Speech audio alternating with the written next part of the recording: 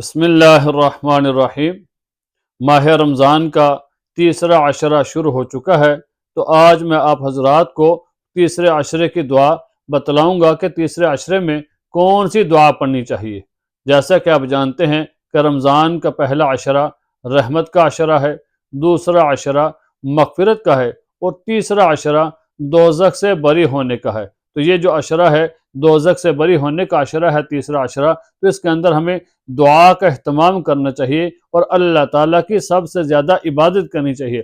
حضور علیہ الصلوۃ والسلام آخری عشرے میں سب سے زیادہ عبادت کیا کرتے تھے، اور حضور علیہ الصلوۃ والسلام کے بارے میں لکھا ہے کہ جیسے ہی تیسرا عشرہ شروع ہوتا تو اپنی کمر کو کس کر باندھ لیتے اور بستر سے علیحدہ ہو جاتے، اپنے بستر کو چھوڑ دیتے اور اللہ تعالیٰ کی عبادت میں مصروف رہتے۔ تو ہمارے لیے کتنا ضروری ہے کہ ہم اللہ تعالیٰ کی عبادت کریں۔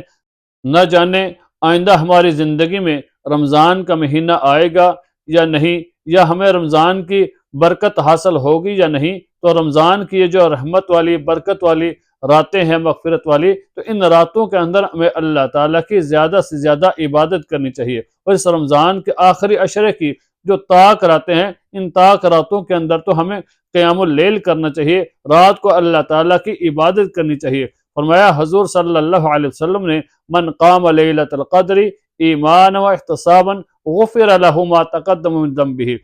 فرمایا جس شخص نے لیلۃ القدر کی رات کو قیام کیا ایمان اور ثواب کی نیت کے ساتھ، تو اللہ تعالیٰ اس کے پچھلے گناہوں کو معاف فرما دیتے ہیں۔ تو ہمیں ان راتوں کے اندر جو طاق راتیں ہیں آخری عشرے کی، 21 ہے، 23 ہے، 25، 27 اور 29 کی جو راتیں ہیں، ان طاق راتوں کے اندر اللہ تعالیٰ کی زیادہ سے زیادہ عبادت کرنی چاہیے، اپنے وقت کو ضائع ہونے سے بچانا چاہیے۔ نہ جانے پھر ہماری زندگی میں پھر رمضان کا مہینہ یا آخری عشرہ ہمیں نصیب ہوگا یا نہیں ہوگا۔ تو اس لیے اگر ہمیں زندگی میں اللہ تعالیٰ نے ہمیں موقع دیا ہے تو ہمیں اللہ تعالیٰ کی عبادت ضرور کرنی چاہیے، ورنہ کل انسان پچھتائے گا اور کہے گا کاش کہ مجھے موقع مل جاتا اور میں اللہ تعالیٰ کی عبادت کرتا۔ تو یاد رکھنا پھر کاش کاش ہی رہ جائے گا، پھر انسان کو وہ موقع نہیں ملے گا۔ تو ہمیں اگر ابھی اللہ تعالیٰ نے موقع دیا ہے تو اللہ تعالیٰ کی زیادہ سے زیادہ عبادت کرنی چاہیے، اور جب بھی اپنے لیے دعا مانگیں، تہجد کے وقت دعا مانگیں، یا سحری کے وقت دعا مانگیں، یا فرض نماز کے بعد دعا مانگیں، یا قرآن پاک کی تلاوت کے بعد دعا مانگیں، یا افطار کے وقت دعا مانگیں، تو یہ ایسے اوقات کام ہیں، عمل ہیں کہ ان کے بعد اللہ تعالیٰ دعا کو قبول فرماتے ہیں۔ تو ان دعا کے اندر، ان اعمال کے بعد جب دعا مانگیں تو یہ دوزخ سے بری ہونے کے لیے دعا بھی ضرور مانگنی چاہیے۔ وہ دعا کون سی ہے؟ اللہم اجرنی من النار، اے اللہ مجھ کو دوزخ کی آگ سے بچا۔ تو یہ دعا ہمیں ضرور مانگنی چاہیے۔ اس دعا کے بارے میں حضور صلی اللہ علیہ وسلم نے ارشاد فرمایا کہ جو بندہ فجر کی نماز کے بعد اس دعا کو 7 بار پڑھتا ہے، اگر اسی دن شام سے پہلے اس بندے کا انتقال ہو جاتا ہے تو اللہ تعالیٰ اس کو دوزخ سے بری فرما دیں گے۔